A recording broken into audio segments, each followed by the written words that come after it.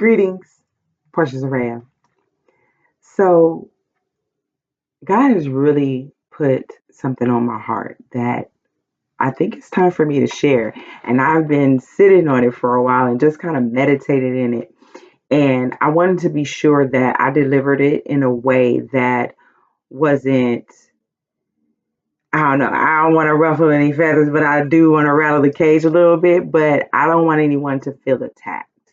I'd rather it be or it come off as an opportunity to educate you, to give you a different perspective, and hopefully to change your mind and your thinking about things. Especially, we're going to talk a little bit about relationships, okay? So, kind of change your mind when we talk about relationships and the dynamics between a man and a woman, and more specifically, providing and submission.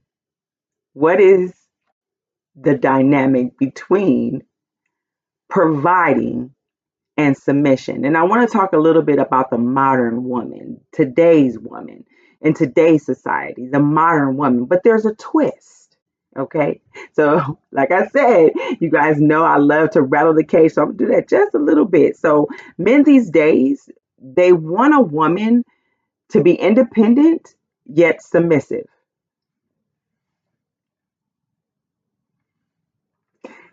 Let me say it one more time, just so you guys can follow me. I'm going to take you real slow. Okay.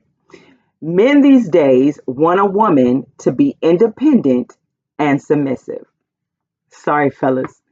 It doesn't really work that way. Not in any healthy relationship, that is. So I'm going to break that down for a second. But before I move forward, for those who have a healthy, balanced relationship, this is not for you. Feel free to exit stage left. Or you can stay, get this wisdom, and gain a different perspective and understanding. Apply and share as necessary. Matter of fact, go ahead and click the link wherever it is and subscribe to the channel, please. Thank you. So let's discuss the modern woman. Who is she? What does she look like? Where is she? Who's this modern woman that you're talking about? The modern woman is independent. She's vibrant. She got her own house. She got her own car. Two jobs, work hard. Oh, let me roll it back. Let me roll it back. Let me roll it back. She's educated, she's experienced and confident. She can be a provider. She can be a provider, or she can be submissive. She's not going to provide and submit.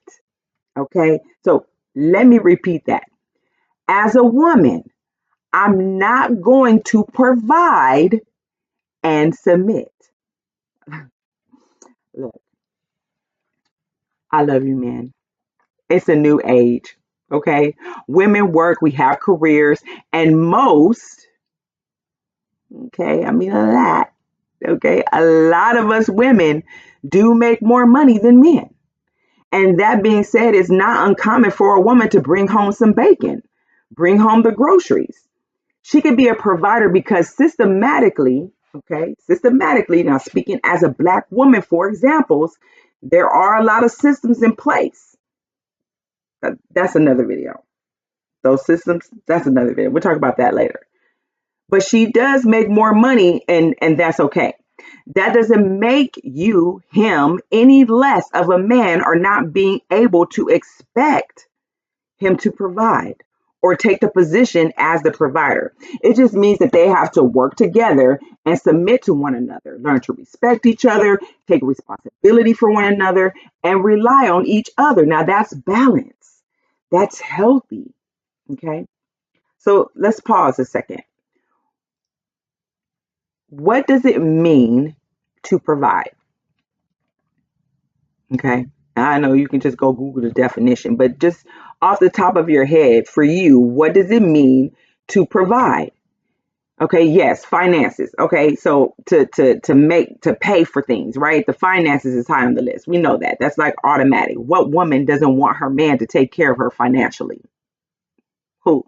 Okay, wait. Oh, wait, just a few seconds.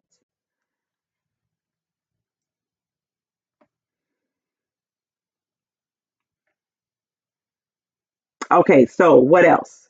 Right? What else besides finances? What else? Provide protection, provide love, provide support, provide leadership, provide guidance, provide stability. Okay, there's a lot of different things that he can provide, not just money. But some of you's new age thinking men have wise man tendencies.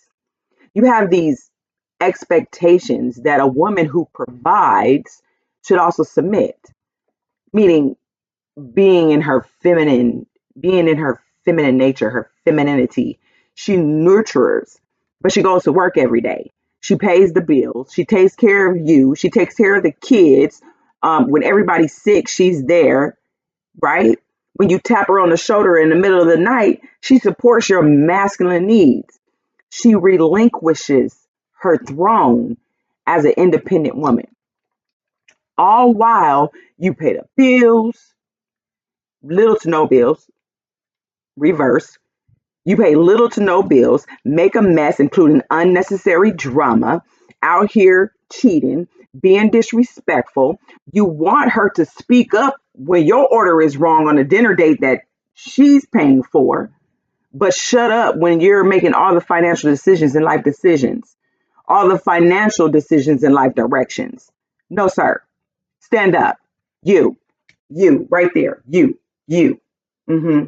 You, the one with the video remote in his hand, scrolling Facebook and Instagram all day, posting BS, reposting BS, liking twerk videos. Your whole social media feed looks like Pornhub. Ask yourself, really, for real. Ask yourself, do you want to lose that woman because you feel entitled? Look, she can respect you and provide, or she can respect you and submit. Which is it? How dare you expect her to wear the pants and the little black dress? Oh, you don't know what it means for a woman to wear the little black dress? To feel confident in her femininity with her black heels? Little black dress is a video in my playlist. It's going to be in my description. Go ahead and click that link and check it out. Okay? Back to what I was saying. So you want her to wear the pants and the little black dress. And now she's playing both positions. And you, sir, expect all the rewards of being provided for and having a submissive woman. No. God did not create Eve to do Adam's work. He created Eve to be an ear to listen, to be a lending hand, to bring in a different perspective, to help bring the puzzle pieces of life together, to give Adam a sense of being king, the leader, okay? King of the castle.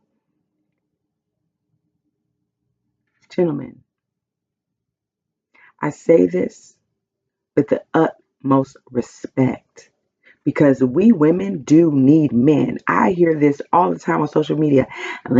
Women always talking about they don't need a man. They don't need a man. No, well, a woman is standing here right now today telling you that we need you. We need you to be the man.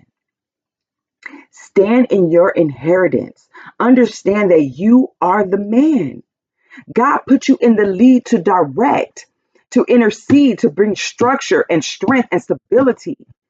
That is your position if you're following God. Let's take a second here. Let's think about this. That was important what I just said. That is your position if you're following God. Now, if you don't want to follow God, you don't want to follow God's will, you don't want to follow God's purpose, you don't want to follow God's structure or none of that, then hey, that's on you. Do you, boo? Do you? This is not for you. Go ahead and turn it off, move it around. But if you're a man that's trying to follow God, remember there is a structure. You have God, the husband, the wife. Okay. So he has to be first following God, sis. I'm just going to throw that in there. Okay. As a man, that is your position if you're following God to be the head of the household, to be the head, to be the leader, to be the man. God made woman to help, to rest in her femininity. Look, men, we women, okay? She got your back, front, side to side. You could be up or down, leaning to the side. She got you. She got you. So do what you're called to do. But she is not going to provide and submit. Ponder that.